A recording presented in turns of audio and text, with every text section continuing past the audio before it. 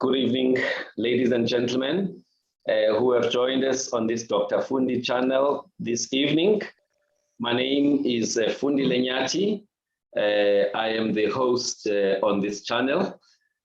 Today, we are continuing with our series that we call Heritage Pride. Remember, we are still in the month of September in South Africa, a month where we focus on various aspects of our heritage as the people of South Africa, and also as Africans in particular.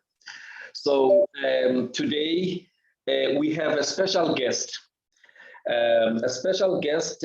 who is Dr. Nandipha Kahla.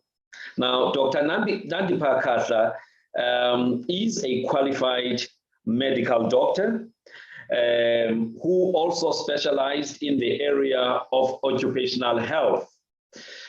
So Dr. Kahla is currently a bureaucrat within the Department of Labor in charge of the KwaZulu-Natal, region of, this unit, which you'll tell us about within the Department of Labor. But that's not what we are here to talk about today. What we are here to talk about is the fact that Dr. Kahla, after qualifying as a medical doctor from the University of Natal, which happens to be my alma mater, went through certain experiences, and through those experiences, she eventually got to understand that she needed to respond to an ancestral calling. And when that happened, she underwent the necessary training, and she is therefore over and above being a medical doctor and an occupational health specialist. She is now also a qualified divine healer, or what is normally referred to as Isangoma or Igriha in the Xhosa language. So we are going to be talking to her about issues relating to indigenous healing, which is one of the issues of our heritage as the people of Africa. So we're not going to focus on the orthodox, or Western side of her training, which is the MDCHP and the occupational health.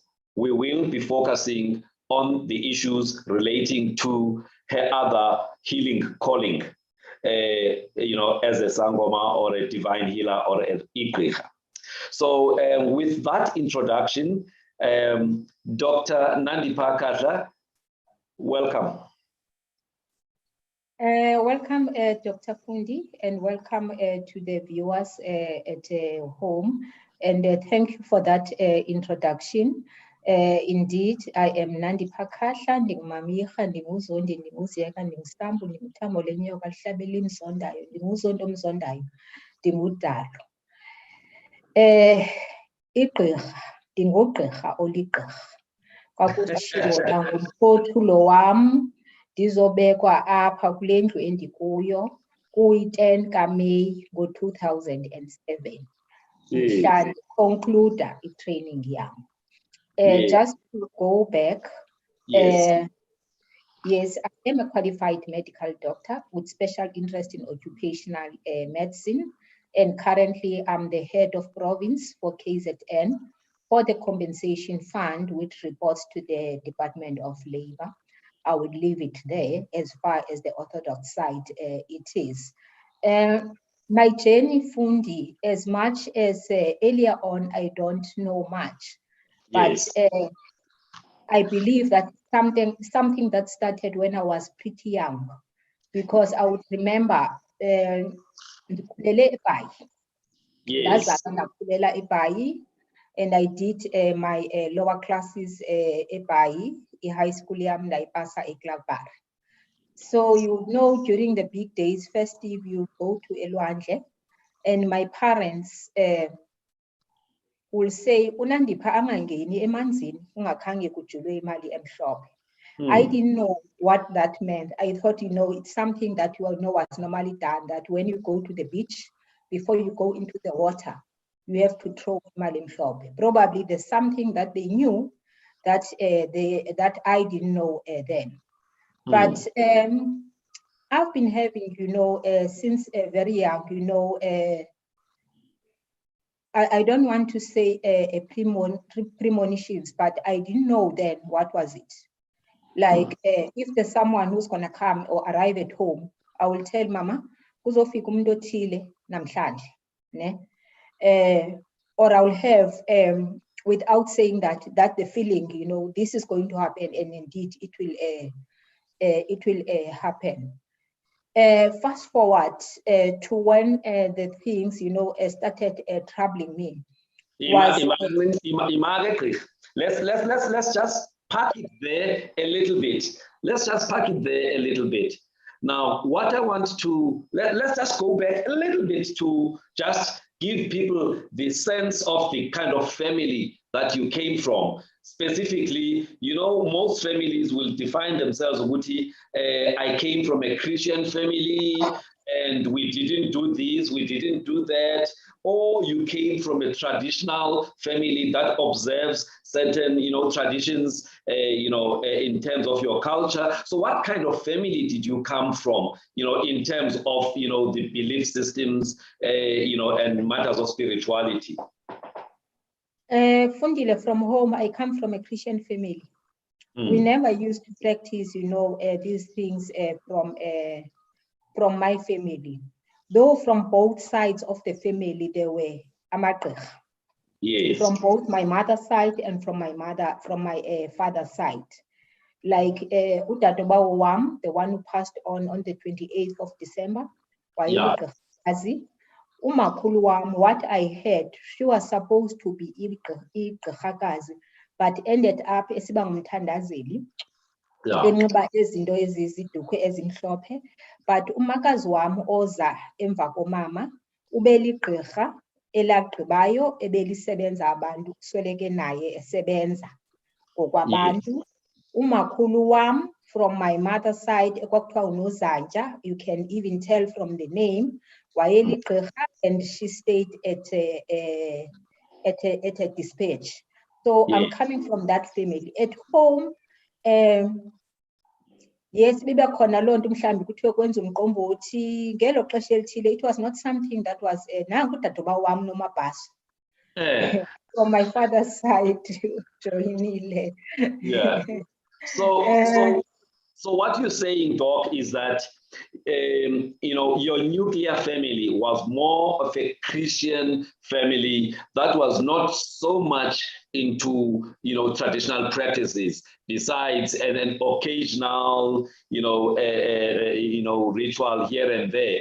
But the broader extended family, there were people who were qualified traditional healers on both sides, from the maternal side and also from the paternal side. That's the picture I'm getting, right? Yes, that's a picture you are getting. Exactly. Yes.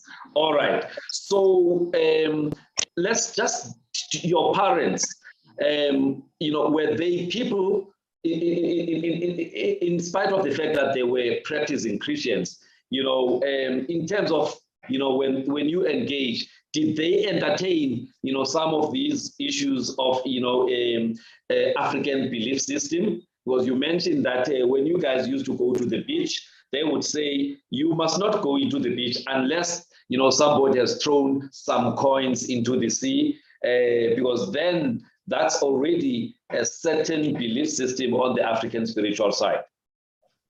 Fundile, they were not aloof. I remember I was still in a primary school in Charleston. Charleston was a school in a New Brighton that starts from sub A to standard 2. I remember at some time, my mother took me to the fortune teller.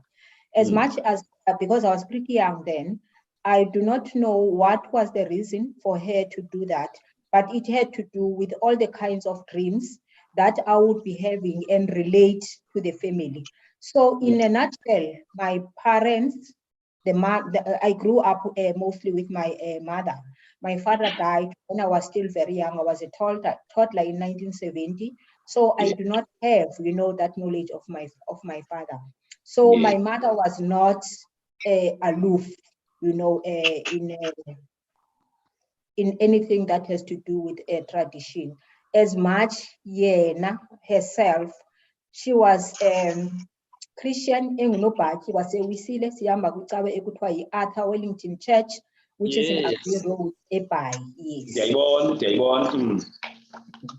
Okay, so that was the upbringing yakho, very much Christian, but switched on to some aspects of African belief system or African spirituality. All right.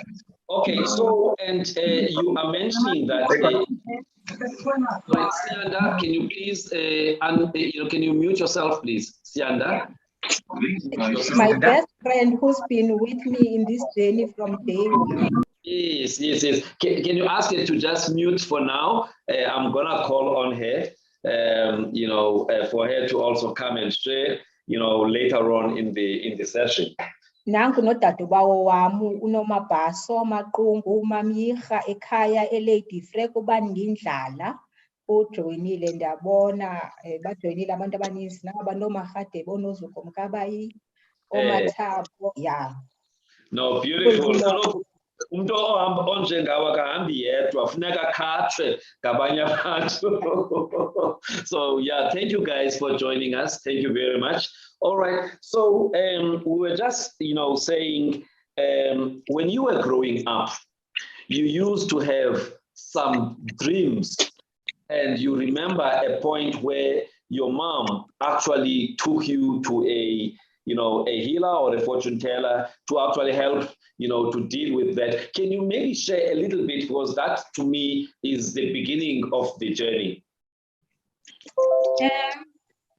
Fundi, as I said, at that time I was in primary school. Yes. And I remember I was in standard 1 when I went there. And I remember, them talking with this fortune teller, saying that Nandipha is a special child. Yes. And I didn't understand then, because it was the former Bantu education, and that happened to be a white healer. That was I think Wise North End in town, eBhayi. Landisiwe khona. But I remember when I came back from that, ekhaya they had to do umqombothi. Kwathiwa funeka ndicelelwe ngokokucelelwa because ndimncinci, to go through all these things. And if I recall, that was not done once or twice apho ndandimane ndicelelwa khona, because sometimes these dreams, I would wake up with these dreams and feel uncomfortable, as a child, because I dream of all these old people that I don't know. Yes. Yes. Mamele. Where Fundile, but fast forward, where I really thought, ukuthi into yam ingathi yaqatsela now, and it worked to my advantage then. Yes. Abantu bazawuthi mhlawumbi ndandiclever kakhulu, andizuthi ndandikopa, ne? But iphepha xa kuzawubhalwa awudream ukuthi kuzophupha ntoni na, and I will go and focus, on whatever I had dreamt when I was at school. To such an extent, in my lower grades, high school, I excelled in almost everything that I had done. Because your underground crew had inside information. Fast forward, Fundile, to the 12th of April, 1986. It was a Saturday. Around 6 o'clock, I was in Clarkbury now. My talks are going to be patchy because some of the things I was saying I was young, I can't recall. Oh, that's fine. Now, I had just had a call with my mom. Sasihamba eKlarkbury, so phone post office. You know, Yes. ngeza phone ezazingathi zijijwa umva phone elikhaya, yes. Yes, So yes. I got through my mother. I spoke to my mother. I recall the time exactly. It was 10 to 6. So we talked with my mother. After I didn't speak to my mother since the 16th of January, and now it was the 12th of April, because when I left home in January, my mother was a bit upset with me because I had fallen pregnant. I had a daughter who was 3 months then to be 4 months. She was going to turn 4 months on the 27th of that April. So it was fine, bye ma, bye, fine. Kwakuzaba khona ibhayisikophu esikolweni that Saturday. So I felt like I don't want to go to this bhayisikophu. I go to sleep. While sleeping, my cousin kuthiwa nguLentshi, uLentshi ngowakwaXheka, umakhulu wami ngumabase nguNomangwane. Ngathi azondivusa athi umama wakho uswelekile. No, it can't be. I just spoke to my mother about a few minutes, ago. Athi iza ndiza kubonisa. I still have a vivid picture of that dream of the 12th of April. Andithathe andise kwinto engapha, there was a curtain emaroom, umkhusane andise ngaphaya. Xa ndibona ngapha kwalo mkhusane endisa ngaphayana kukhona inkukhu, a grilled chicken, nicely roasted. Athi, here's your mother. Iti, no, this is not my mother. Ati, I might cry when I talk about this. Yes. Ati, no, this is your mother. Your mother. To tell you, Fundile, at that point in time at home, there was a mob attack in PE, where we were running a funeral undertaking business, and we happened to be the very first funeral undertakers in the Eastern Cape. That started, I think it started in 1963.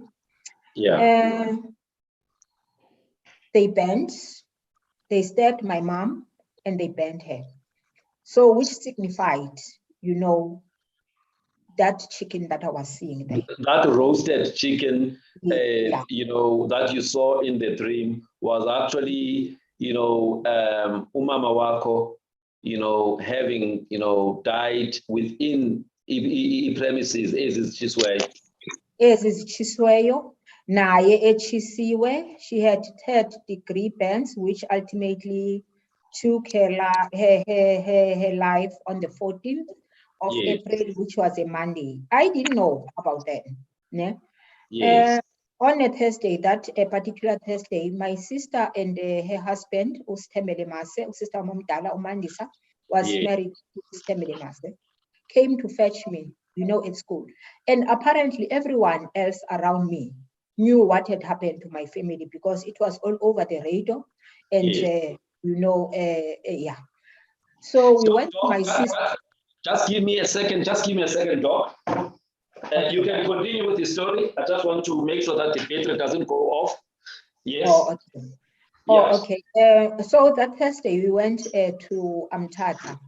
Uma ndifika eMthatha kukhona odadobawo wam, udadobawo uMazondi, uMrs Mbuqe, nabanye omama basekuhlaleni pha eMthatha kwasister wam.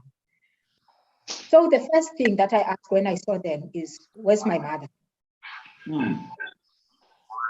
Hayi ke ndarhayiza Fundile.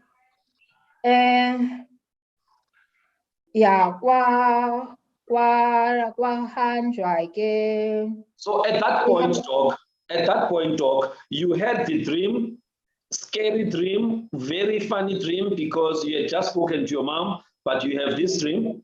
And now, up until that time, no one had confirmed or phoned you or sent a message to the principal or anybody else. Nobody. Nobody. So Zoland was relatives. Zoland was relative.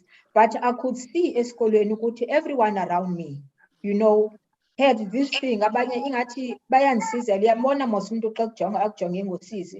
other people would avoid you.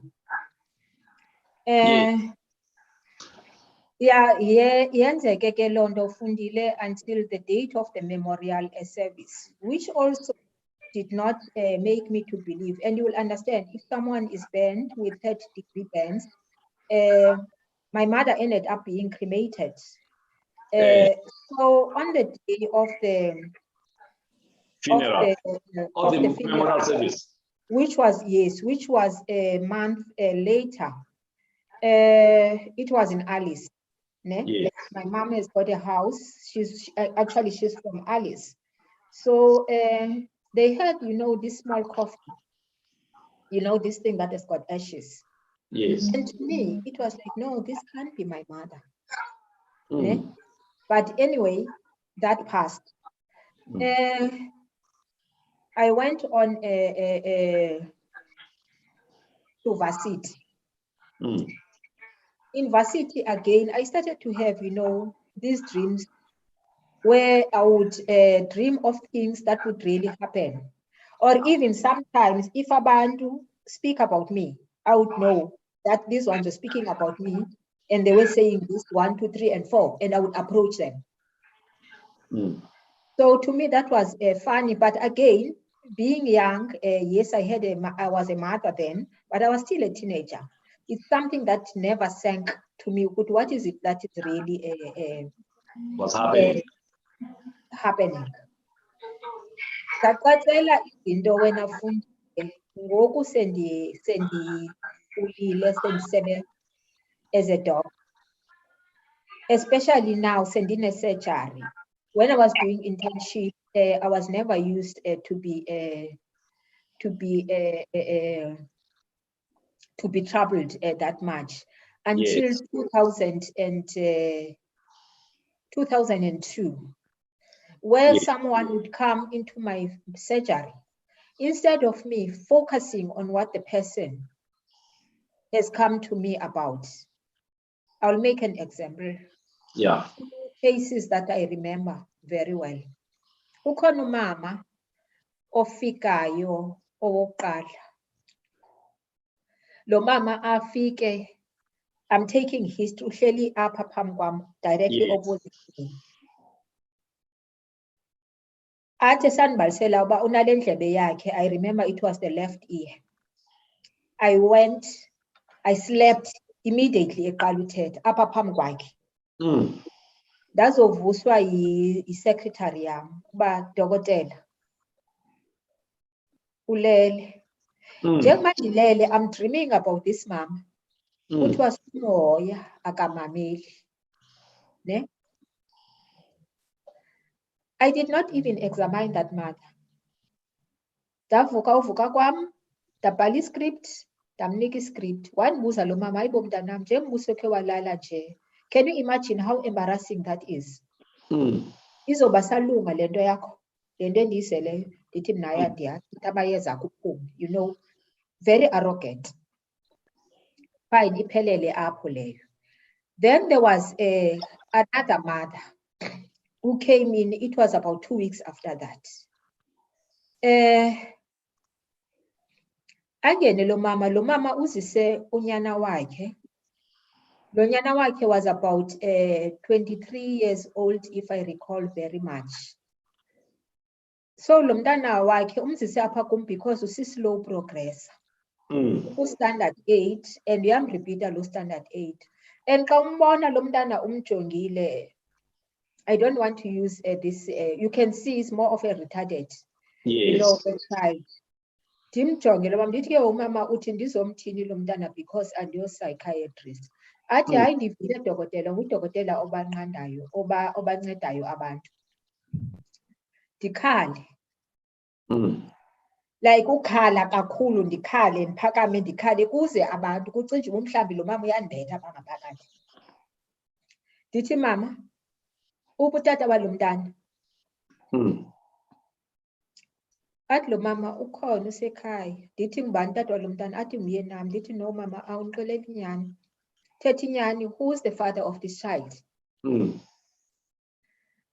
Athi lo mama ngumyeni wami. Ndithi mama uyaxoka endiza kubetha ke ngoku. Hayibo. Phakame. Phakame ndime ngeenyawo. Ndithi hayi mama thetha inyani. Acele lo mntana wakhe ukuba makaphume. Aphume lo mntana. Athi lo mama mntanam, inyani is utata walo mntana ngutata wam. What? Utata walo mntana ngutata wam. Not Yes. umyeni wam. Ne? Yes. I Yes. used to be raised by my father. Ndithi ke mna ke that's the reason why lo mntana ke enjini. Andibuze uba ndithini ke undithi andazi, ndandingazi nyani. Yes. Ndithi hayi ke ungahamba ukhona utata olapha ezantsi, ukhona utata okwaji ekuthiwa ngutata uShange. Khawukhe uhambe uye kutata uShange. Yes. Wahamba ke apparently waya kutata uShange, but ke wabuya, I think it was after a month, esithi hayi no undiyile kutata uShange and uyandinceda ndiyayibona i-difference. Yes. Of note wena Fundile nabaphulaphuli, I had izinto ezifani and things in my life were not really going well. Ne? Yes. I had a lot of mishaps, lot of accidents, lot of things that were going wrong in my life. Yes. To drive from my house to work, I would stop 2 times. I want distances to Kemhlanga to it's about 20 minutes. Yes. I would stop 2 times in heavy traffic. You know, can you see Uguti, how dangerous that was? And I would fall asleep, sometimes in the middle of the road. Yes. Ndaqonda mandikhe ndiyijonge ke ngoku le nto. Ndayijonga ndaya kumama uDludla. Umama uDludla wandibethela igubu xa ndifika phaa. Yho, ndarhayiza, ndabona, ndaqala ukuhlola ke ngelo xesha labhodla ithongo lathetha. Ngaleyo mini andenza nto Fundile kangako. Okay, mandikubuyisele umva because ngoku sekungo-2007. Yes. 2004, 2005, I've got a boyfriend. My boyfriend ndilele apha endlini. Yes. Yes, man, hey ndothuke man. Hey, ungo-12 lo mntu akekho. Ifowuni yakhe i-off. Yes. Ilali. I don't know how I got into the car. But what I know is that ndaphapha ndiku-McDonald's Road. Ngapha ngasemlilo. And here was the man booked in this, you know, guest house. Ne? And Yes. again, to me, that was really scary because I don't know ukuthi nifike njani. Yes. And it was middle of the night. Yes. Ne? Okunye Fundile, kufika a patient kwam esurgery. Intombazana encinyanana. Ingene le ntombazana ibhodle. Yes. Ibhodle kakhulu, andizange ndabhodla. Ibhodle kakhulu, xa kuba kuyakhutshiswana apha ngobhodle, ne? And ezi zinto Fundile nam ziyandiconfuse, andizazi noba ndiyaphambana, noba ndiphilile. Ibhodle. Ndimbuze ukuthi wenzani, andibuze naye lo mntwana uba wenzani wena. Hayi siqhubeke sibhodle. Ndithi ke mna hayi funeka uthwasile, athi yena funeka kuthwase wena kuqala. Yes. Xa ndimjonga ngoku sendiphakama ne, ndimjonga lo mntana unxibe intsimbi ebomvu nemhlophe apha emilenzeni. Yes. Athi kufuneka ke nawe wenze njengohlobo endenze ngalo. Ndibalisele sister wam, athi usister wam omdala, Nandipha uzawuzisa into esingazaziyo apha ekhaya. Yes. Kube khona usister wam lo endize emva kwakhe andithathe andise komnye utata okwa-17 ongasekhoyo, may his soul rest in peace, ekuthiwa uMawawa. Yes. Umntwana. Umntwana andise kuMawawa. Athi uMawawa, yho, ndizawuqala ngaphi ke mna ke because abantu bakokwenu bastrong. Wena funekanga uthwasiswe ndim. Funeka ibe undidirect ukuthi funeka ndenze kanjani na. Hamba ndisuke eDurban, uphinde eDurban, ubuye ngelanga elithile. Hayi, ndabuya nyhani ngelanga elithile, kwathiwa ke ndiza kwenza le nto ekuthiwa yimvumakufa. Yes. Ndayenza ke leyo mvumakufa. That was 2006, June to be exact. I can't remember the exact date. All right. So can we press a pause there, Doc? You know, I just want to just consolidate this information you've shared so far. You come from a very Christian family. You come from a family that did not really practice, you know, African, you know, traditional, you know, belief system things. Yet you grew up having these dreams. You grew up being this child who, when you go to the beach, certain rituals needed to be done. Hello? Yeah. Hello, yes, come again. Yes, you know, you grew up being that person who, when you go to the beach, certain precautions needed to be taken because you were this special child. You also had to be taken to a fortune teller, a white fortune teller, because again, you had these dreams of predicting things before they happen. But over time, you know, you went to high school and you still had dreams even there, and you actually got a dream that confirmed that your mom has passed through a gruesome killing. You went to medical school, you know, and you continued to have, you know, these dreams where you would know that so and so and so and so were gossiping about you. Sometimes you would confront them, sometimes you didn't confront them. It didn't really interfere with your undergraduate medical training. You qualified as a doctor, but these dreams, they got worse and worse and started interfering with your medical practice. You know, when you were a private medical doctor, at times in the middle of a consultation, you would actually, you know, where you almost like you are falling asleep, but actually you are getting into the zone. So there's a couple of things that were happening. You would wake up at night and go to a particular place, you know, and see your partner grown down there, and you didn't even know how you got there. So all of these things were things that were actually threatening to your life as well. Now, when you were looking at all of these things, Doc, and then there was a patient that came and actually confirmed to you that you needed to undergo a training. All of this was part of ancestral calling. Ancestral calling is what we normally refer to, or falls within the group of what we refer to as cultural syndromes. All right, cultural syndromes. So, and when you have an ancestral calling, there has to be a point where you then decide that I need to accept this calling because it is making your life unbearable at a social level. It's making your life unbearable at a work level. You were even questioning, you know, whether you were still sane. So you then went to the Eastern Cape and you were told that you can't run away from this. You needed to accept this calling as the first step before you could actually undergo a training under a qualified, you know, traditional healer. So I just want to summarize that before we get to this point where you were now told in June 2006 that you needed to do ritual or a ceremony that is called imvuma kufa, literally meaning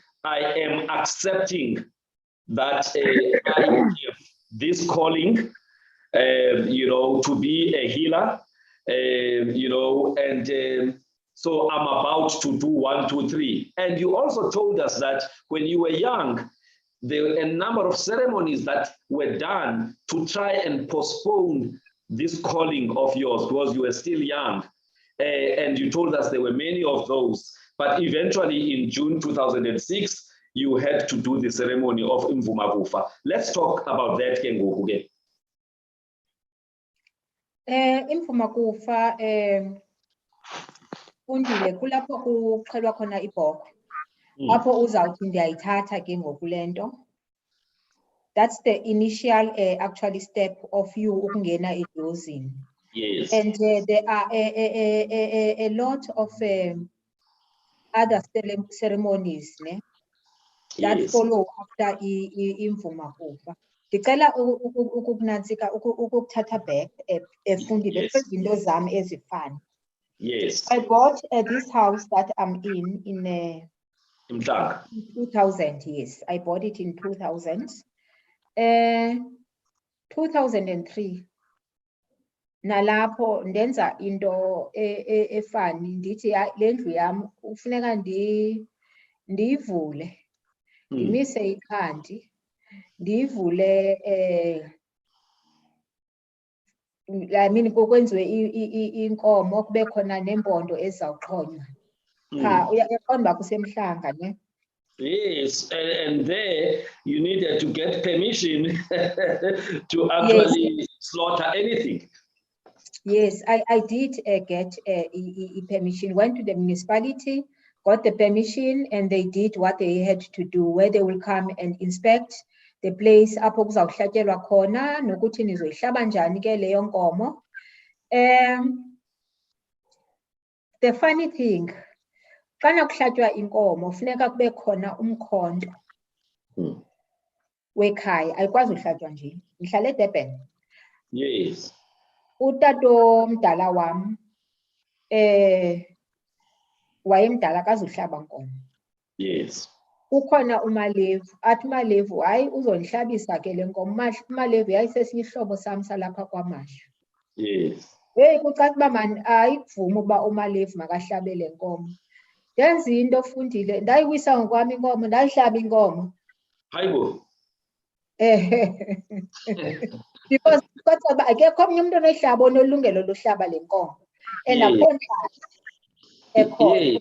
Now let's because imikhondo yekhaya iyabolekiswa. Yes.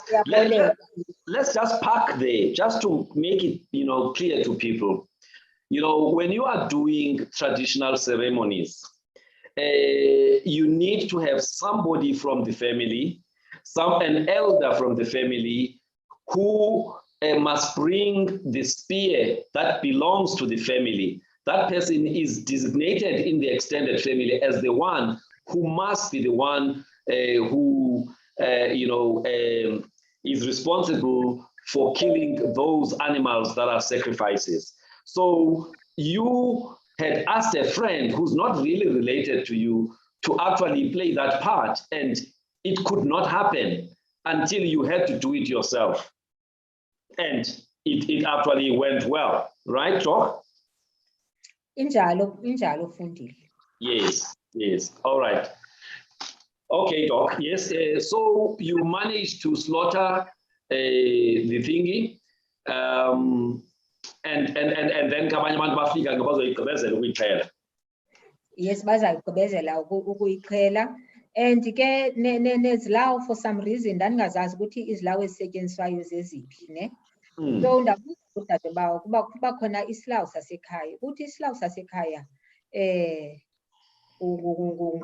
sesiphi isilawu sasekhaya, because before uhlabe ezinto funeka ubethe isilawu senyuke, uyiseze inkomo, uyiqabe ne. Okay, uyidlalise inkomo before uyihlabe because ngeke uyihlabe ingakhalanga. Yes. Andithi? Yes. Ezo nto zazisenzeka nje automatically ne akho umuntu ondixelelayo. akho Yes. mntu ondixelelayo kwaze baze bathi abantu abalapha ababelapha yo hayi uyindoda wena soze ube nandoda. So I sort of accepted then ukuthi hayi ndiyindoda. Kufana ke negama endaliphiwa ethongweni igama lam lobugqirha. Igama elifani nje elingamfanelanga, ewe ndandibizwa uMazondi kodwa igama lam lobugqirha nguMpondo Hlanji. Mpondo Hlanji. Ewe. Yes, let's just answer. There's a question from Bulela Gwagwa, Uguti Indoni Slav. Let me try and explain, but please, I'm sure you can explain better. Basically, in the African traditional, culture, different clans or different families have got a certain combination of herbs that need to be put together. And they are put in some solution where before you perform that particular ritual, you need to create a froth in that container using a Y-shaped type of I'll call it a stick with a Y-shaped thingy, and there's a particular way that you must do this thing, and it creates a froth. And when you've got that froth, then in her case, she needed then to, give that to the cow before it was actually slaughtered, and also take some of the froth and apply it on the head. So every clan or every family, like Singamabele, we've got certain types of herbs that are unique, as a unique combination for our family. So even for the Kahlas, they have their own Islam. Doc, you can add if I'm saying something secondary. Ewe unyanisile. Ndizanibizela nezigama lezilawu zam ukuba ndihambile le ndlela. Izilawu zam njengoba ndingumntu ozalwa abantu ababini ababetshatile, umntana omtshato. Yes. Izilawu zam uNgcane noNozitholana. uNgcane sisilawu sakulotata, uNozitholana sisilawu sakulomama. Ezo ke ndandingazazi shem nam ezo ke ndazixelelwa. Yes. Okay. And funeka usikhande isilawu. Xa usikhande sasilawu njengoba usikha, usikhasisa ingcambu. Usikhanda ngokwakho etyeni. Hayi ndandisikhanda ngokwam apha etyeni. Because awunasikhandelwa ngomnye umntu. Isisilawu funeka uzikhandele ngokwakho. Bangangena ke abanye befamily abalandelayo kodwa funeka kuqale wena mntu womsebenzi. Yes. So these are fresh herbs that have that must be grinded by you and then put into that container where you mix with water and then you create the froth. All right, continue, Doc. Ndawenza ke lo msebenzi ke Fundile. Yiloo nto ke imisebenzi yam yonke, because kaloku andithe ekhaya eBhayikwatsha. Yes. Alice kulo mama. Yes. Ne? Kulo tata ewe ukhona umzi wakulo tata, but ke ndandingawuqhelanga. Yes. Ne? So le ndlu iphethe likhaya lam, hence abantu abaninzi baye bandive xa ndisithi ndiyagoduka. Mna xa ndigoduka ndizapha kwam. Because likhaya kulapha kwam yonke into yam yenzelwa apha, ndawuvula lo mzi ke. So yonke into endiyenzayo apha ndiyenza ngokwesiko. Umzi ovulwe ngokwesiko. So that house in Umhlanga has been introduced to your underground crew. It now acts as the base for everything that you have to do that is traditional. That's what I'm understanding you saying. Yes, injalo ebhele. Yeah. Kwathi ngoku sengingenile apha ebugqirheni. Ezinye izinto akho mntu ondixelelayo njengalena. Kwafuneka ndenze inkomo kadadobawo. Ndenza inkomo kadadobawo. After ndivule indlu ndenza imvuma kufa, hayi inkomo kadadobawo. Because kukhona iziteps ngokwezinto zezinto. Ungenawudlula kuso ungayenzanga into ethile. Yes. Naleyo andizange ndiyixelelwe, ndazenzela. Hayi ke apho ke shem inhlabi yayingesoyindimi, wayesekhona uBhutswide sesimlocatile. Uzwide Kahla umyirha oye asibambe utata omncinci wam, usekhona usaphila kodwa mdala kakhulu akanawukwazi ukuhlaba inkomo ingamlimazanga okanye singamophulanga. Yes. Andithi ndithwasela amayirha ozondi ozeke. Yes. Hey man, bafika obhelekazi. Hayibo, abasekhaya. Umakhulu wam uNoponi, unomanga wakhe, uzalwa ubhelekazi uMalitshapa. Yes. Kwacaca uba hayi man, oyena mntu kanti uphathise le nto yale ntwaso yakho nguMambhele. Funeka ke ngoku uhambe uyokwenza imvumakufa yakulo mama. Yes.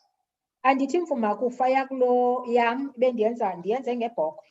Yes. Athi abafuni inkomo emfutshane, bafuna inkomo ende. Yes.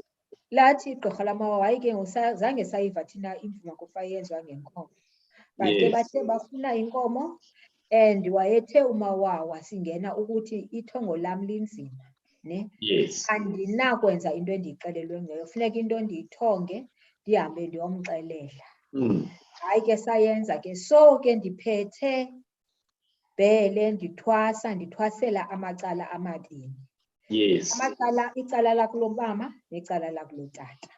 Eli lakulo mama ke lidla kakhulu epokothweni because xa ndenza into ngapha livele lifune ethe chatha, ne? But ke ndayenza ke leyo jeni. Kwazothi ndimane ndihambe emagqirheni okwakuthiwe ekhaya ndingaze ndihlale emzini womntu. Mna mhlawumbi ndingatsho ukuthi into ezininzi ezenziwe ngamagqirha andizenzanga. Bendihambe emagqirheni ndihambele ukuyophahla, ndihambele noyoxhentsa ukwenzela uba ndivuse idlozi lam. Mna bendithwasa ndihleli apha kwam, ndihambe ndiyoxhentsa ngeweekend, ndikhwele ndiye eMonti.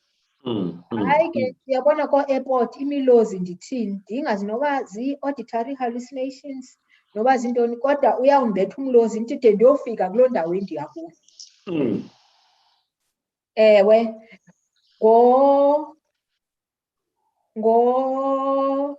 I think it was February. NgoFebruary ke kwacaca uba into zam zihamba ngokushesha. Ndizawukhawuleza ndiphume apha because bangxamile bafuna ndizohlala apha endlini. Ndayifunda into, ndalifunda ithambo, ndiyalijula ithambo. Yes. Ndalifunda ithambo, ndiyalijula ithambo.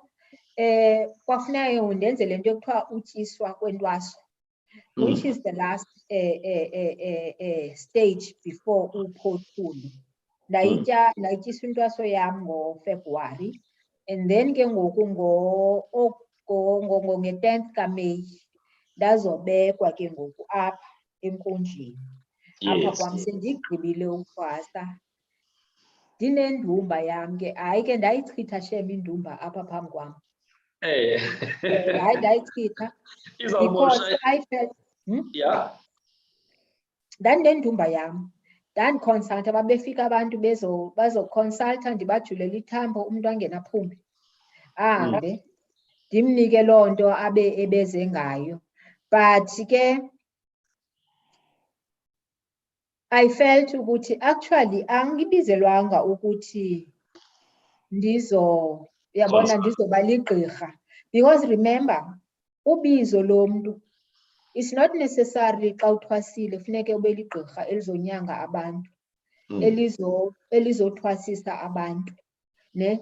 Undlobalisa kuloo nto oyiyo. Yes. Undlobalisa kuloo nto oyiyo. For instance, mna I'm a doctor enyanga abantu. Yes. So ndahamba ke ndaqhubeka ke ngobugqirha bam, ndiyekile loo nto leyo. Yes. Thirdly, fast forward to currently, as of last year, njengoba ndibuyela apha endlini yam, I have to go back to unyanga abantu because I'm starting again to have this visual. Nzothi ndilele apha endlini ndiva abantu beculela kude, ne? Emsebenzini umuntu ndizamxelela uba hayi mani kutheni le nto ongayenzanga into ethile ethile ne kutheni kunjena kuwe funeka wenza into ethile. I know ukhona umntwana othwasayo phaa emsebenzini endingazumbiza ngagama but awuthele funeka wenza into ethile and into ethile nethile.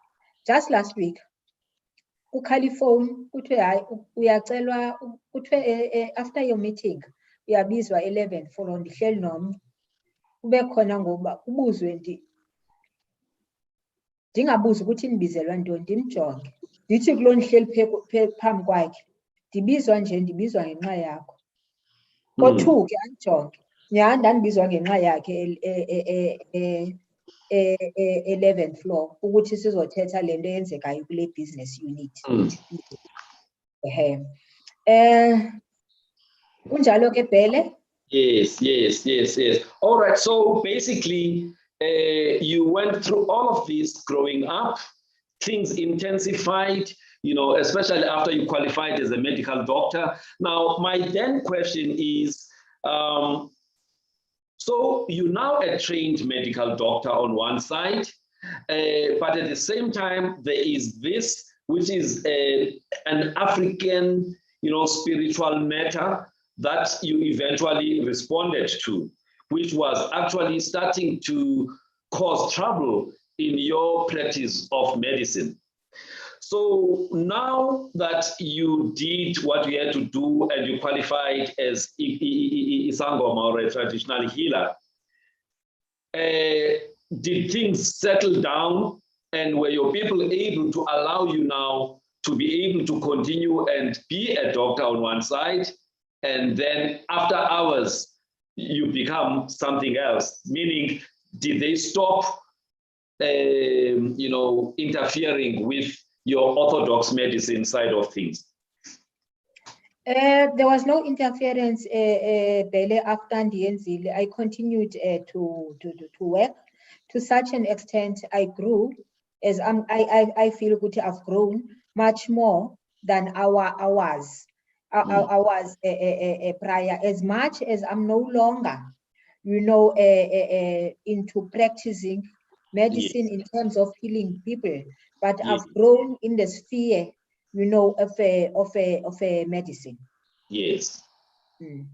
All right. As you said, now that I'm heading the province, before this I was heading Free State, and I've relocated to come back to KZN. But sadly, now I have to honor again, and I've accepted.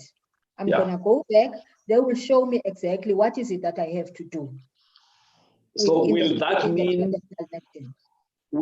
mean that you now need to move away from the work you are currently doing, you know, or they will allow a dual approach? I do not know, Bele, if they will allow a dual approach. But what I know deep down is I want to move on. There's that thing inside that, you know, I have to leave what I'm doing now and go back and practice traditional medicine. As to when that is going to happen, I also do not know. I'm still seeking, you know, a direction. Yes.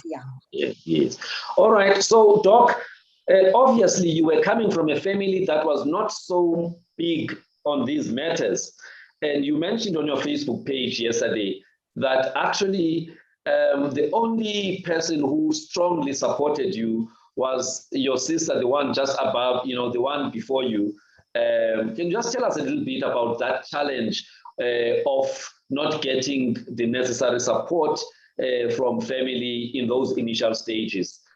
Also, you being a qualified medical doctor, and people, you know, there's an element of stigma that we seem to see, you know, about people who have responded to the calling.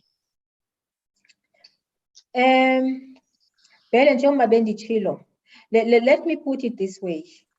Family, you've got your immediate family, and you've got your extended family. Yes. From my extended family, I had all the support, both from the maternal and the paternal side. The problem is it was with my siblings, especially the older sibling. Yeah, not generally, she's a very difficult person. She wanted absolutely nothing to do.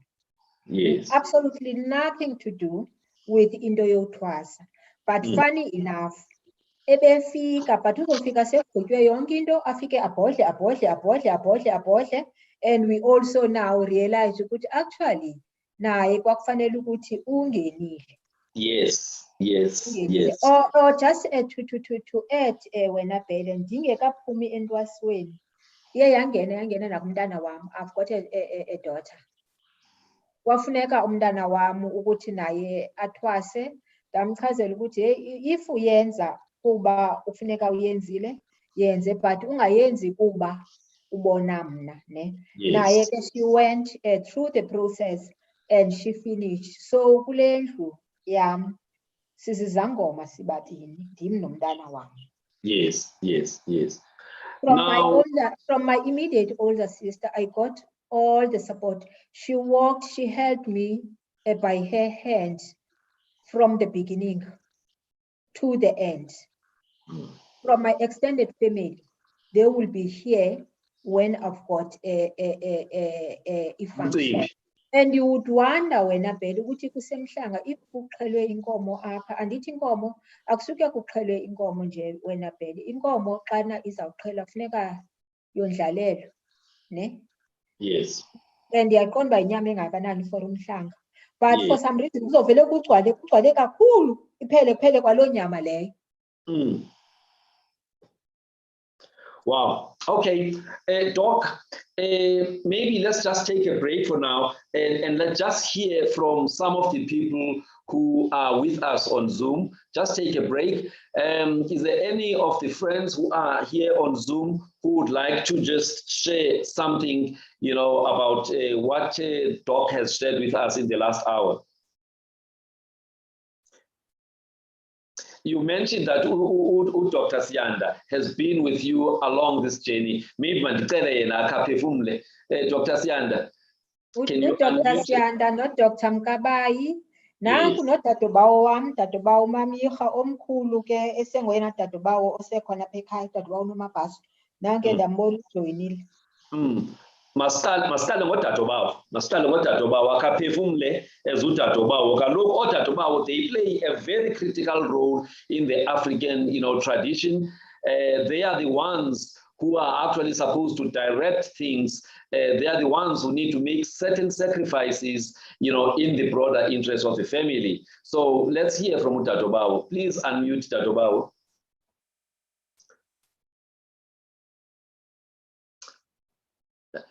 And mboni ngokudadewabo apha.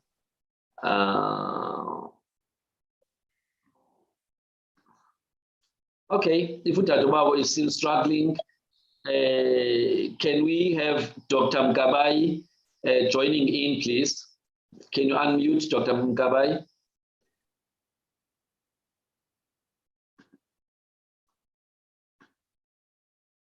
It seems like people are a bit anxious to join in, but there's a message here on Zoom from Terence Mviso, and he's saying, I have dreams of my past that is dead, family members coming back, and we speak or do things in the dream, and it's every week. To put it into terms of, comprehension, I say dream, but in honesty, it feels so real. It's weekly meetings, but in another realm. Only to find out a few months ago that my own grandmother threw away her calling, cultural regalia and items in the nearby river many years ago, and isibuye ngami. So basically, he's getting a lot of dreams about engagements with people in afterlife, and he's now recently got to know that one of the relatives actually abandoned this calling, threw away whatever paraphernalia that one uses to be a traditional healer, and now the calling has come for him to actually respond and continue where the relative left off. All right, that is from Terence. And then Nozipho Gcina Gina, thanks Nandi for sharing and all the best. So those are the two messages that are on Zoom at this moment. Yeah, Dr. Mkabai, I don't know, I cannot see Dr. Mkabai. Dr. Sianda, can you unmute? Okay. Sianda is the shy one, she might not talk. Okay, amongst the people, I mean, there's about 15 people who are on Zoom. Is there anybody who would like to say something to Nandipha on what she has shared so far? It is important that we have these discussions, and this is an opportunity to also ask questions, because there's not many people who have gone through this journey, especially those who are also orthodox, medical doctors. Most people would do these things, in secret, and will go and consult discreetly.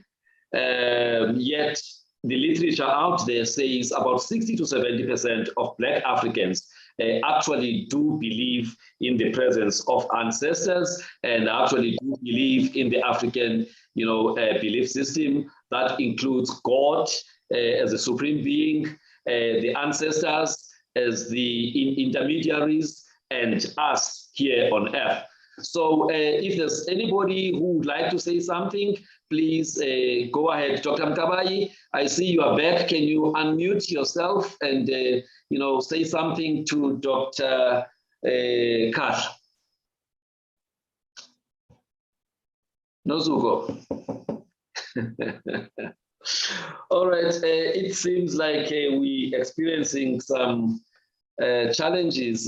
People are not very, very keen to actually, even if you just want to ask a question, it's okay. But let's move on.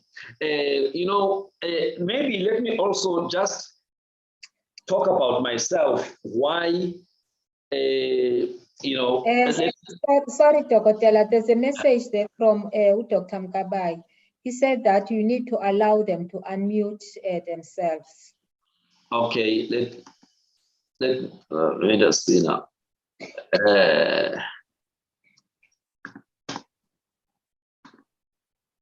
I don't know why it's not unmuting.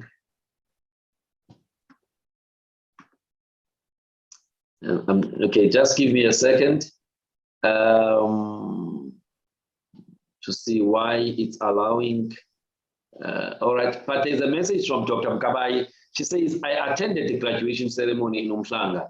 I always knew my friend would go back to ubizo lwakhe. I love her authenticity, and she has always been spot on since I met her in 1989. She is one of the bravest people I know. She does not beat about the bush. She has been my rock all of these years. Big up, my friend. Then somebody says the host needs to allow us to unmute. I'm trying to do that. I'm not sure why it's not allowing you guys, to unmute. Let me try and see if there's anything I can do on my side. Right. You see, it's enabling you guys to unmute yourselves. So I'm not sure why it's not allowing you to unmute.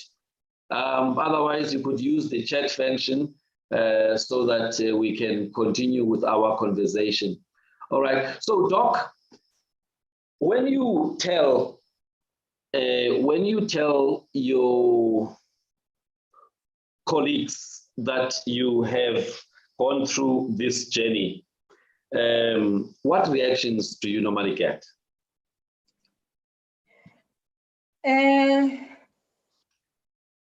Fundi, I don't get any negative reaction from people. But what I know earlier on in my career when I started, Yes. there's a lecturer of mine when I was doing public health who asked me, how am I going to reconcile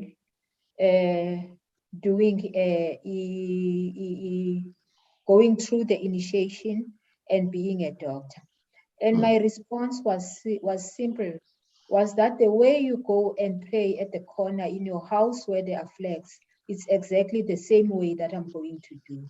Because to you, you know, when you have those flags and you go and do your small prayer there, it means you are communicating with your ancestors and you honor your tradition. It's exactly what I'm going to do. It sounded arrogant then, but I mean, that was the only answer that I could give. Yes. All right. I see that there's a few other people who have come in. So, Doc, at this point in the work that you are doing, which is more of a office-based type of work, do these visions of visitations interfere in any way on the work that you do? No, they interfere in a positive way. In a positive way, in such a sense that, like, if I'm going to have a meeting or there's something that I have to prepare, I'll get direction as to how to go about doing whatever I have to do. So far, it's been very good to me, I would say. Yes, lovely. It's just bothering me the fact that people are unable to unmute themselves, because I honestly would have loved to hear more from the people. There's a raised hand from Terence Fiso. So Terence, do you mind trying to unmute yourself so that you can be able to share? On my side, everybody is enabled to unmute themselves. Thank you, Dr. Fundi. I hope you can hear me, and thank you, Dr. Nandi, for sharing. I think also one of the problems that we have within our medical fraternity is the whole practice of Western medicine. And some cultural experiences and traditional experiences where have been shunned upon as more of psychiatric disorders. And I'm speaking on this because I resonate so much with Dr. Nandi's story, because it's been happening a lot in our African brothers and sisters, but we are so afraid to come up to say that we have these experiences or callings or so on, because also the way it is taught or heard in any other spheres is more of an experience that cannot be explained, but as Africans on our regular practice and so on, we understand it. And I think for me, that one thing that resonates from this whole conversation tonight is that we are not also giving ourselves enough space, us as African medical practitioners, to also explore the whole African tradition and culture in a sense of where does it start and where does it go? We do not allow ourselves to also experience the walk and the feel, regardless of umntu biziwe or akabiziwe. We know it from probably family, our neighbors, and so on. But a lot of us, we would rather ignore or not come out or come forward to say, this is our experience, this is part of my calling, because it's a whole spectrum, the whole calling thing.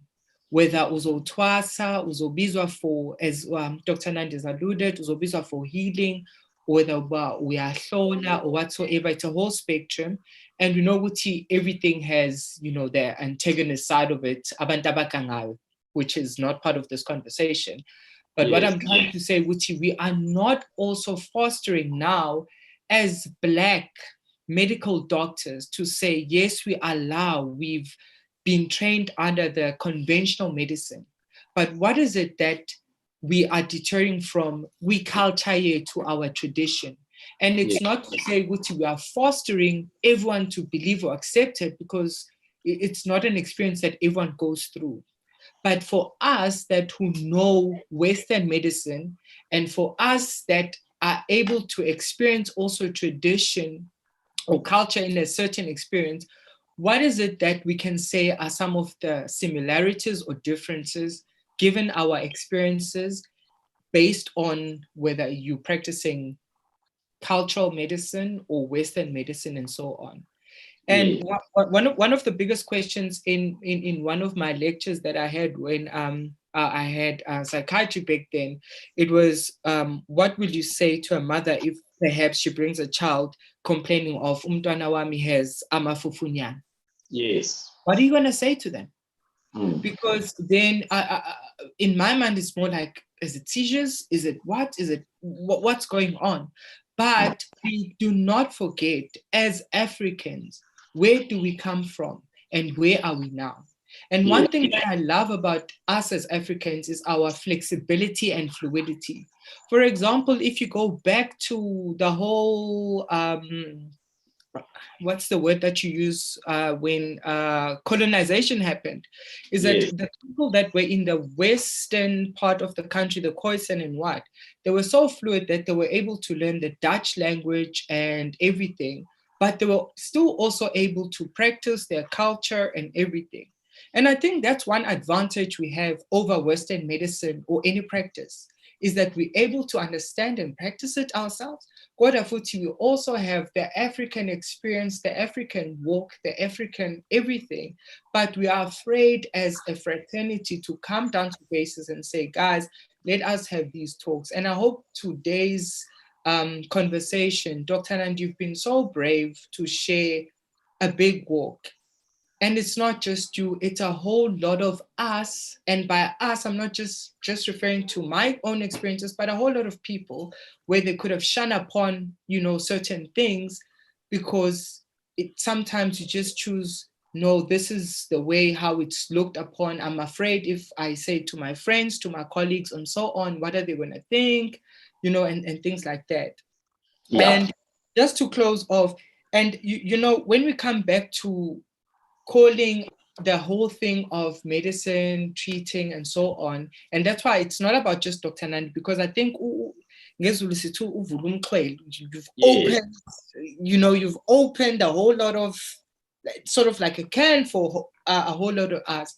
It's more on, are we appreciating our culture and tradition, that we understand it properly? Because it's not about ukhuluma ngobungoma, ukhuluma ngani, but is it more on, am I understanding what is my purpose? What is it that was happening to me? And what is it that I was meant to go through? And a lot of times we're more reluctant to such things because we'd rather refer to things that would have a literature review that can back it up. We'd rather have something that is more on literature or books or what.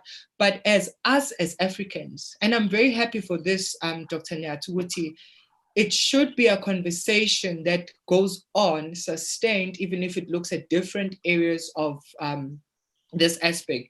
Yes. But it should be more on exploring us as Africans as to, are we also experiencing and also vocalizing and also advocating for it? Singasabi bantu. The MPCHB and so on has its own terms and definitions and diagnostic criteria and so on. But Tina, as Africans, what are we saying about these experiences? What are we saying about all the walks that we say it's been part of our upbringing, it's been part of what we experience? Because never or and it's something that I'm happy that in this space we are allowed to express and what. And thank you so much, Dr. Nandi. I think someone has said the sharing, you are very brave. Only a few people can only come up for it because we're so afraid of being put under the eye of bias. Oh, nah, oh, nah. But it's actually what a lot of people go through. We'd rather keep quiet about it or shun upon it, but only embrace the Western or the conventional practices. And this for me was sort of like, you know what, there's nothing wrong happening in you, or there's nothing wrong that you should think is happening in others, but it's more on asking the questions. It's more on finding out more, Wuti, what is this calling? What is it all about? Thank you very much. All right. Before Dr. Nandi comes and continue to share with us, I must disclose that this has been a special area of interest for me. Initially, more, I think, curiosity. So when I was doing my master's in family medicine, when everybody else chose conventional topics as part of the master's degree qualification, I decided that one of the things that used to bother me was the use of traditional healers by my patients, making them to either present late to me, or they start with me, they put my treatment aside, or they actually continue with traditional healing interventions and my treatment. And I never used to understand why they were doing that. And so I chose to do research in this space as part of my master's degree qualification. And from that point onwards, and this is at a time when traditional healing was still outlawed in South Africa by the Health Act of 1974. A lot of information came out, and one day maybe we'll have a follow-up where I can share what were the findings of my study. But what is important is that one of the outcomes of that study was that for more than 400 years, people have been trying to suppress, traditional healing. But the reality is that in South Africa, there's more people. All right, I don't know.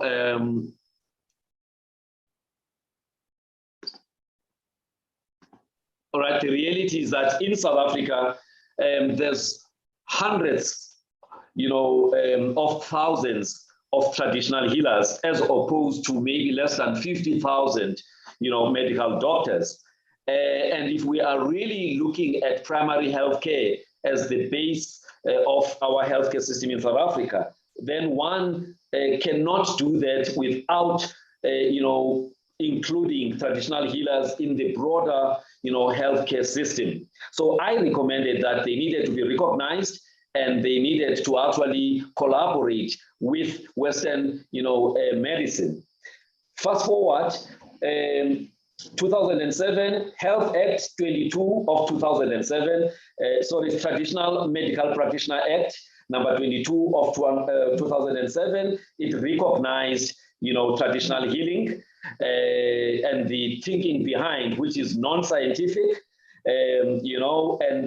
through that, an interim council like HPCSA was supposed to be set up that would then come up with regulations of this space. Unfortunately, that space, that council hasn't finished its work.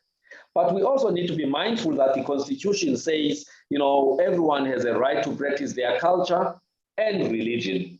And so our Constitution actually allows for, traditional healing. There is a specific act, 22 of 2007, and also the WHO actually took, a resolution that member countries should recognize traditional healing and work closely, ensuring that there's collaboration between Orthodox and traditional healing, especially in the area of, indigenous herbs, because South Africa is number 5 in the world in terms of the richness of indigenous plants with medicinal properties. Now, having said all of this, Terence mentioned something about psychiatry. Now, I'm not sure how many people are aware that in May 2013, the current DSM-5 has got a new section that deals with cultural syndromes, of which ancestral calling is one of the cultural syndromes. But the only thing that is a bit of a challenge is that most of the syndromes that are there, which are cross-referenced to the Orthodox section, of the DSM-5, are mainly from Asia, South America, and some from Europe. But there's very little coming from Africa, which then poses a question: when are the Africans going to research, publish, and ensure that the next version of the DSM-5, in that new section of cultural syndromes, actually contains cultural syndromes like ancestral calling and how to recognize them, so that you do not waste, a patient's time by trying to treat them with, orthodox medical interventions if it is clear that the situation is a cultural syndrome and therefore needs, a cultural intervention. So, right, is there anybody else? Dr. Nobenguni Ntlabati says it's important to understand this calling for someone who is ill. And when a Dr. Kahla, you see, what do you do? All right, so that's a question to you, Dr. Kahla. And then there is also another question from Dr. Pumela Ngwengu. Is it true to say that it's all about having these healing powers? Being in the medical field, social worker, pastor, psychologist, traditional healer, etc., common thread is the healing power. All right, so I would like you, Doc, to answer that question. There's another one from Dr. Pumela Ngwengu. At what stage would you say that one has ancestral gift? For instance, if you have premonition or dreams, does it have any hereditary traits or family link? I think let me answer that one. The gift of traditional healing is normally passed from one generation to the other, and therefore it has hereditary traits. It may skip a generation or two, but when you get the right person who's able to connect to the underground crew, you will be able to know who is the person who actually gave you the gift, and even be able to get that person engaging with you, to be able to give you guidance. But Dr. Kahla, please come in. Thanks, Doc, and thanks, Dr. Mfiso, for your inputs. To Dr. Ntlabati, Dr. Ntlabati, if you had joined earlier on, you might have heard that earlier on I would have, these patients that would come to me, and they would ask. Then I didn't know, any medicine. I had not gone, into initiation where I would have known about the medicine. So what I would say to them, I do not know what to do, but this is definitely not medical. You go to the person down the road who is going to help you. So I would refer them. And then later on, when I had graduated, I would consult, but not in the same space as us, not in my practice. I would see Western people in my practice, and at home in my Induma, I would see, the ones that had come for a traditional thing. I never used to mix, the two. Probably when I go back, which I think it will be in the next couple of years, if they don't push me to go, back earlier on, I am going. I feel that there is that need for me, to consult people even traditionally. At least now I do have a knowledge of knowing, though I don't have a broader knowledge, of traditional medicine, because honestly, it's not something that I really focused on, because it would be a lie for me to say that I'll be able to treat, everything. But there are those things that are traditional that I know. If it's this and this, you mix 1, 2, 3, and 4, and you give the person. Probably when I go back into consulting, I'll be mixing, the two. And probably the reason, I wouldn't say it's not a matter of embracing, but I wouldn't want, to be seen, as pushing the people who come, because a person comes to me for a Western thing, né? And it's up to the person, to choose if he wants to be treated, traditionally, and then I was not treating. Maybe if I was treating, they would have chosen to be treated by me. I would give them a choice to go to certain people down the road or whoever they want to. Thank you. All right, let me just there's another question here from Dr. Pumela Kwengu. Workplace industry, when are they going to start accepting sick notes from traditional healers? Let me answer that because I'm in this space. I'm in the occupational space. You know, I run a wellness company. So these are the questions that we deal with every day. So I mentioned that through the TMP Act, Traditional Health Practitioner Act, of 22 of 2007, there is that interim Traditional Health Practitioner Council, which reports to the Department of Health in Pretoria.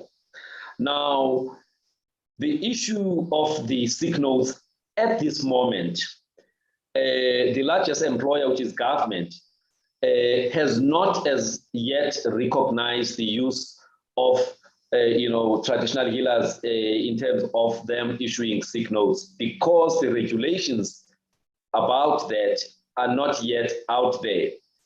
So that is the reason for the delay. However, events are unfolding and are actually moving ahead of the bureaucracy.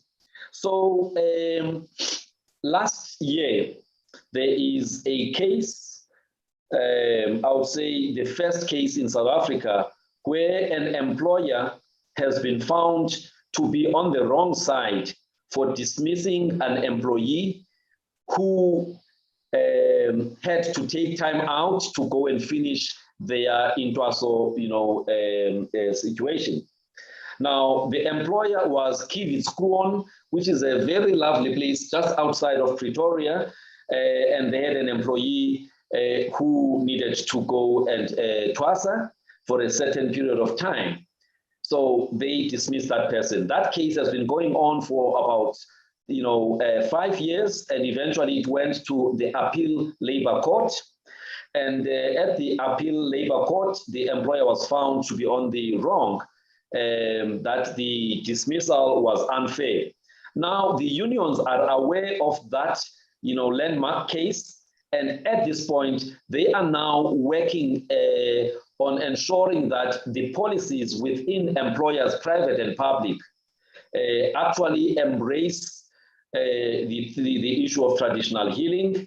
And it would also be interesting for you to know that the president of COSATU, Ms. Losi, is actually a qualified traditional healer, and so this is an area of interest for her.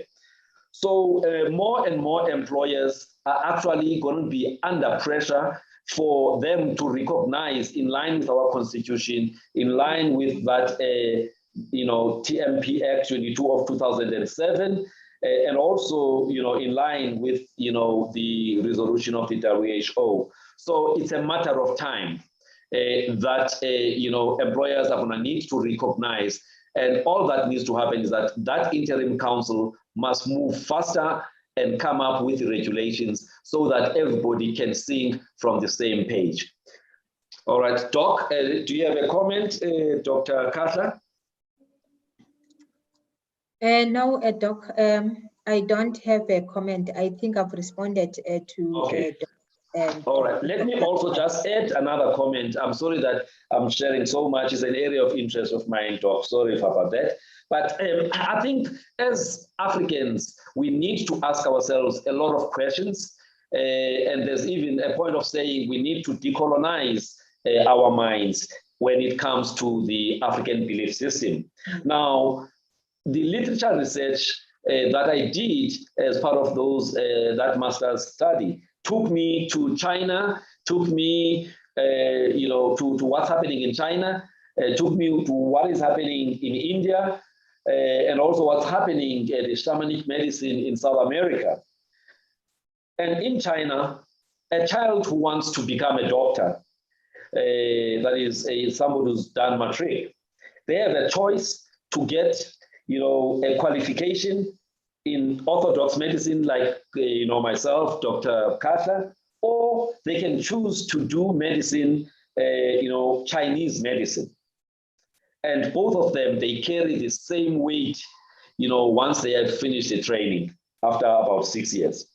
In India, there's something called Ayurvedic medicine. Again, there are universities, of Ayurvedic medicine, and it carries the same stature. So I think what is needed in South Africa and in Africa in general is for us to actually put hours and research this space and actually try and develop what we call, the indigenous knowledge systems, so that at some point we could learn from the Chinese, we could learn from the Indians, we could have tertiary institutions where people can be able to get proper qualifications and ensure collaboration also between Western medicine and African medicine. It's of interest that the Department of Science and Innovation in Pretoria has got a unit that is actually, it's called the Indigenous Knowledge Systems Unit, that is actually doing a lot of good work in researching this space, but they are focusing more on plants with medicinal properties, working with communities and traditional healers across the country. So with the will and the interest, the tide is going to turn. And I think for us as medical practitioners, rather than shunning this space, we need to actually learn more and be able to then say, if you have done all your investigations, you've given the best treatment you can, and there is no improvement in the condition of your patient, start thinking that, could this be a cultural syndrome? Because now even a DSM-5 does recognize cultural syndromes. It is for us as medics to actually, do more to advance in this area. But anyway, is there anybody else who want to share something? We are an hour and a half into the conversation. We've got only 15 more minutes to go before we wrap up this discussion.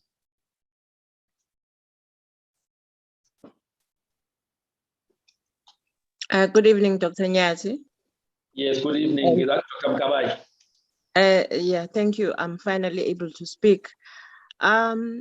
I just want to say once more, congratulations to my friend, Dr. Kahla, for her brevity. I mean, this is not an area that is easy to tap into, like Dr. Terence said. It's my belief that a lot of us medical practitioners are called in this manner, but because of the stigma around traditional African spirituality and the association with mental illness, because there's a lot of it. There's a lot of a gray area between mental illness that carries a lot of stigma and being called in this fashion. And you've just mentioned now that it's classified as a cultural syndrome. And it baffles me why it should actually even be classified in DSM-5. In 2013, you say it was adopted as DSM-5 as a classic. As a cultural syndrome. Okay, I don't know what happened there to being Dr. called in this manner. It actually makes it a pathology, because if you classify it in DSM-5, you're saying there's something wrong with it. So already people like Nandipha, Dr. Nandipha Kahla, are stigmatized that there's something wrong with them by our own profession. Yes. Our own profession stigmatizes such. Our own profession stigmatizes. A lot of people are classified as mentally ill that are called in this manner. So I think what you're saying, that we need, us as medical professionals, our own professors at medical school undergraduate teaching needs to recognize that there is such. We are so quick to embrace Western practices, not just in medicine. We're quick to embrace Western cultures.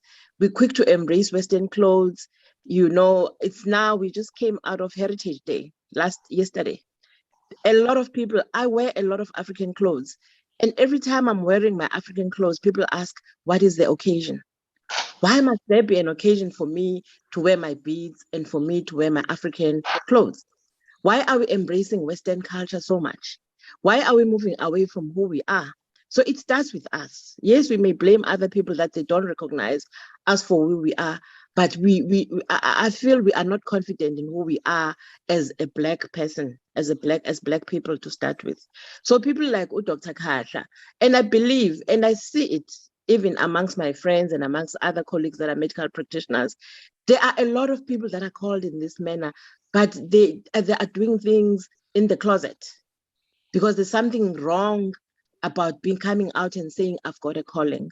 So big up my friend. And I also want to say I don't know why there's a separation.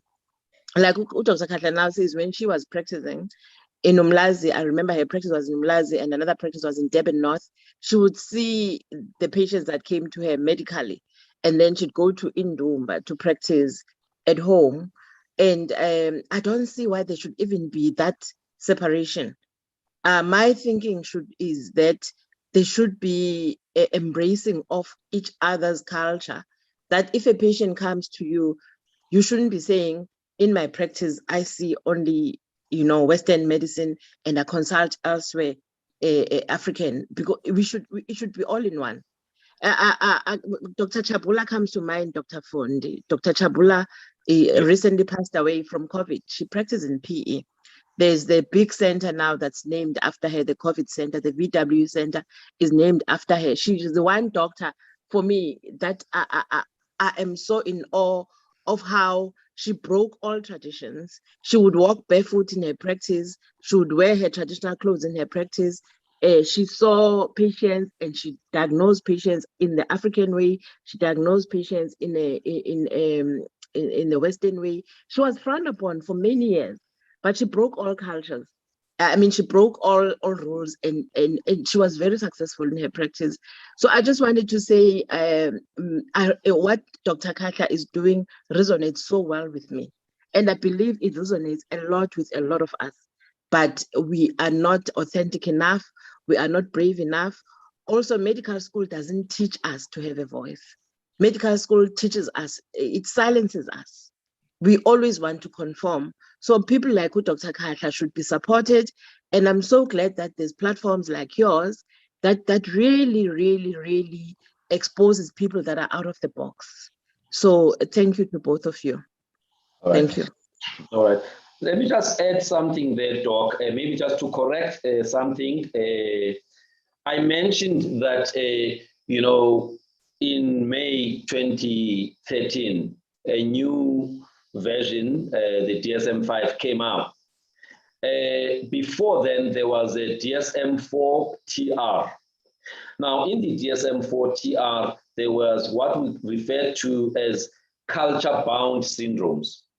That was the earliest part of the recognition of these syndromes.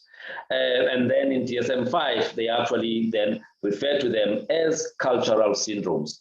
Now, for me, it's a step forward that a recognized book by the American, American Society of Psychiatric Society or something like that. Is it APA? Okay, yeah. But anyway, so for it to recognize these syndromes, and that unit that came with that new chapter was actually led by a top transcultural psychiatry, I think from University of Columbia. So it is a step forward. And one good thing about it is that they are not saying these syndromes are actually a pathology as such, but they are saying they need to be recognized as separate from the orthodox side, which sees things as a pathology. And if one works in a particular cultural setting, they need to be aware of the cultural syndromes in that setting, because the interventions that are needed to deal with those syndromes are more spiritual rather than, pharmacological or even, psychological. And so for me, I see it as a step forward, but what is needed is for Africans across this continent to actually research these and actually publish papers, make the world aware of these, so that when people come to practice here, or when our young doctors qualify, then they are much more informed, of the various cultural syndromes, and that those may not necessarily respond, to the mainstream interventions. And what is also paining is that whilst we are sitting and still questioning whether we should do something about it, some people from outside of the continent are actually now starting to publish a lot of research, around this matter. For example, there is, some 2 publications, I think Amatwasa 1 and Amatwasa 2 studies, where a top psychiatrist that used to be at UKZN is now in Netherlands, collaborating with other people locally. They are now, working on this. And there is also another study that is, that's supposed to have started about 2 years ago already, a 3-year study where the University of KZN Psychiatry Department is collaborating with universities in the US, in the UK, Stellenbosch University, and the Netherlands to investigate this area. So whilst we are sitting and worrying about whether we're doing the right thing or not, others are seeing a gap to bring in new knowledge around this space. So I think what we need to do is to be able to just roll up our sleeves and do the necessary research and collaborate, with those global people, and even initiate our own studies so that we can be able to describe these, syndromes better than any other person, including what interventions actually work and which ones do not work. So, and then the last thing is that as a family physician, one of the things one has been taught is what we refer to as a holistic approach to patient management. Holistic approach, when I was still, doing the family medicine thing, it was biopsychosocial approach. But since 2001, a clever guy from the US called Sumalski actually expanded this to say biopsychosocial spiritual. So holistic interventions, or holistic management of patients today has to include, the biological or physical side of things, the mental side of things, the social health part of things, and the spiritual health side of things. And if one does not include all 4, then they are actually shortchanging the patients. So the wheel is slowly changing, but we need people to get into this space and ensure that we deliver holistic care. Nozugu, I know she always talks about integrative health. It is something that is practiced elsewhere in the world, and it's something that we also need to look at here in South Africa. Rather than partitioning health, actually look at integrative health without compromising, on the Western medicine side, but where we believe the source of the problem is beyond that space. We should not, shy from referring to those who have the abilities in that space and ensure collaboration between those, as long as they are not people who are, fake in that space. Was again, in all spaces, you've got rotten apples and who may do more harm than good. Even in our own profession, we do have people, who masquerade as doctors, and yet they are actually not doctors. And so it's important that we really look at how do you ensure that the spirit of that TMP Act of ensuring collaboration is actually put into practice. Dr. Kahla, as we wrap up, is there anything that you'd like to say, or anybody for that matter? Thanks, Dr. Fundi, and to the listeners. Just one thing that I want to share that happened, recently.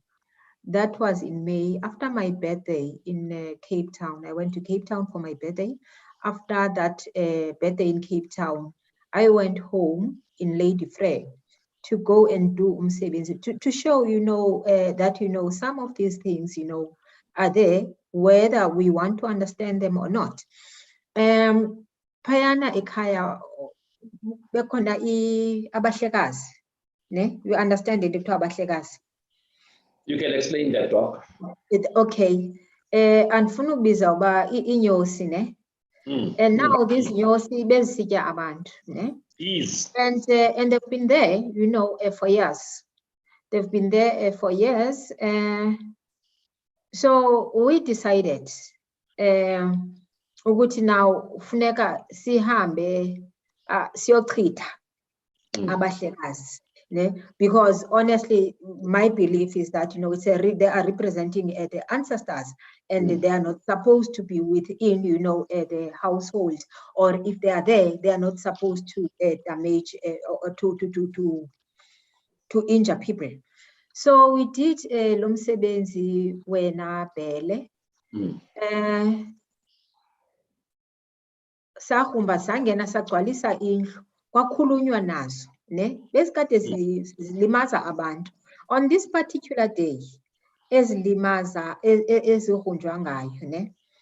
We went there into the flat. Le flat bikade ihlala bethiwa kusentangeni, bihlala udadobawo lo osandushiya. Do you know what? Not even a single person was beaten by them. Zathula indlela engayaziyo. A day after, zaphuma zonke zagcwala ilali, ne? To show ukuthi what was done, it was done, and done correctly. To sum up, when Dr. Fundi, and to the listeners at home, when it comes to into as a spiritual, it's very important for you to know and to recognize who you are, where you come from. For instance, me as Nandipha Kahla, I embrace the culture, but I do not jump into any dream that comes in.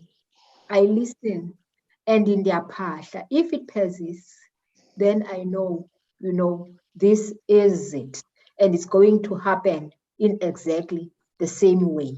And as long as I live, and I don't care who stigmatizes me, because it's all about me, not about you. I know I've got some friend where I would say, it's okay, good to you, but I'm going to do it because it resonates to me as Nandipha Kahla. Thank you very much, Dr. Fundi. I'm still gonna go this journey, as much as it's not an easy journey, but it's a journey that I will travel until what my ancestors need fulfilled, it is fulfilled. Thank you very much.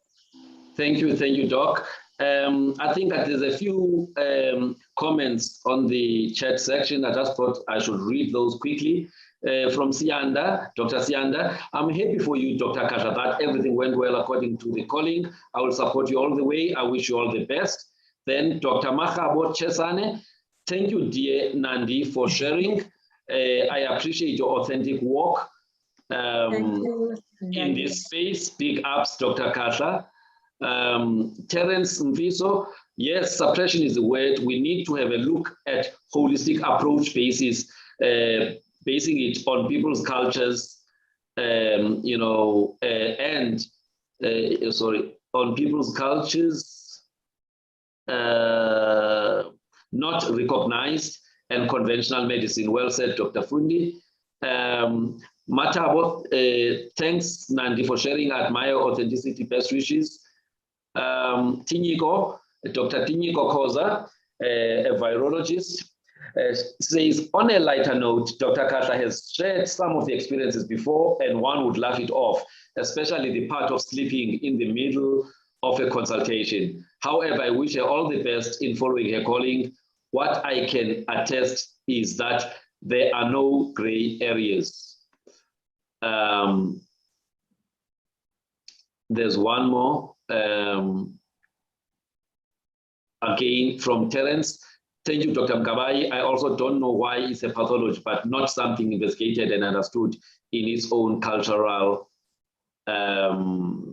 I think, own cultural rights. Then Kahiso Sean Mampani says, I'm currently doing my last year of medicine at UKZN, and the family medicine department here encourages the interaction between doctors and traditional healers. Yes, it has to be like that. In fact, UKZN is one of the best institutions at this moment in South Africa as far as the area of traditional, healing is concerned.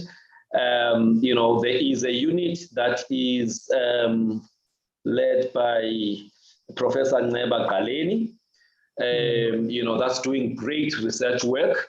There's also the DVC, Professor Nhlanhla Mkhize, who also is big in this space, but also the Department of Psychiatry at UKZN is, under Professor Bonga Chiliza, is doing some innovative work in this space in collaboration with international institutions.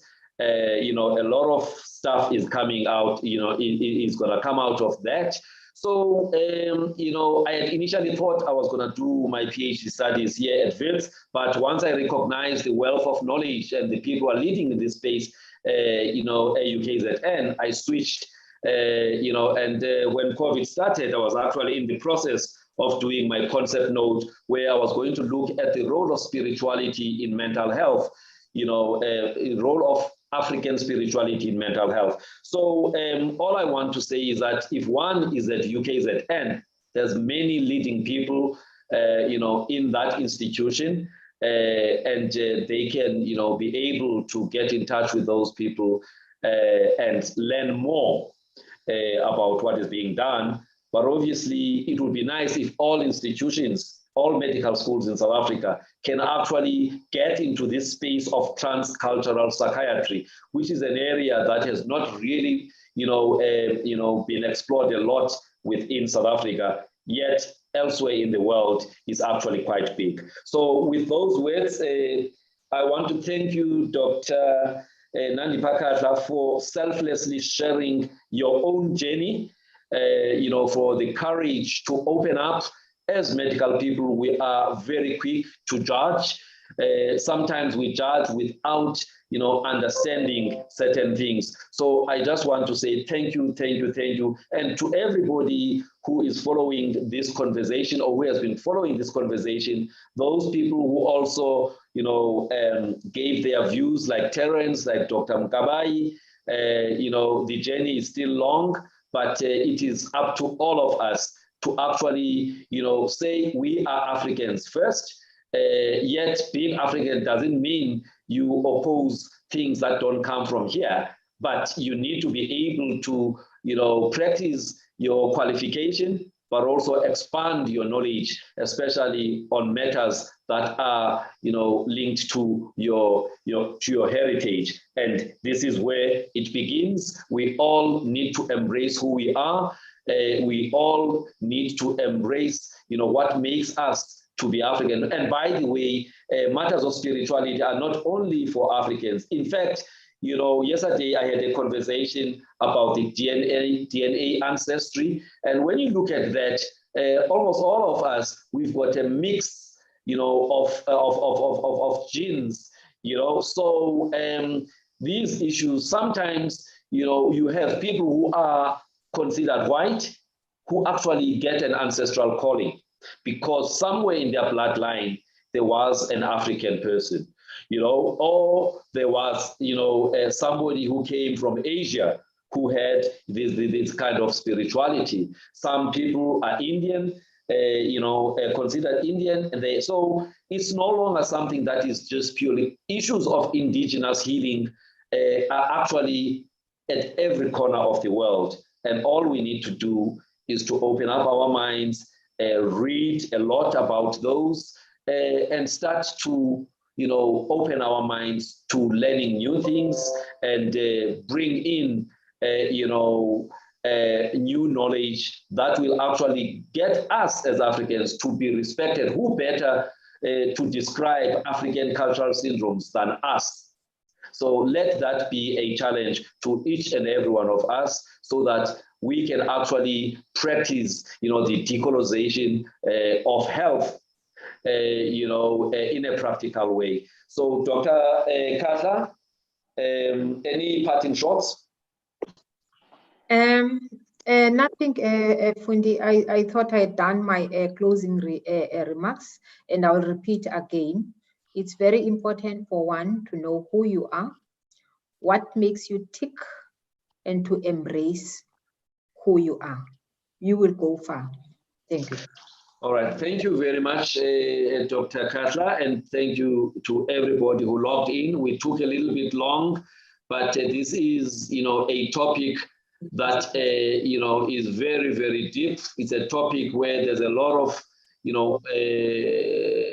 missing information. So thank you very much. I hope we'll have a follow-up kind of discussion in the near future. I appreciate everybody who joined in, and thank you very much. Enjoy your Sunday tomorrow. Thank you. Thank you, Doc, and goodbye, everyone. Bye. Bye.